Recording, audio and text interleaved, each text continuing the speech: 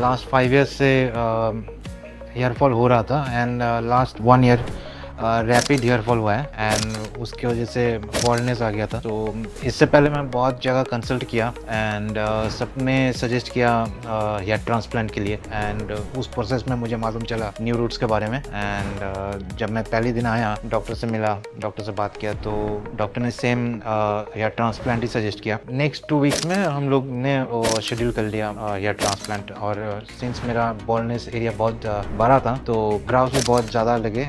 बाकी प्रोसेस बहुत अच्छा था। अभी तो पहले जैसा ही फील हो रहा है, ज़्यादा कुछ प्रॉब्लम नहीं है।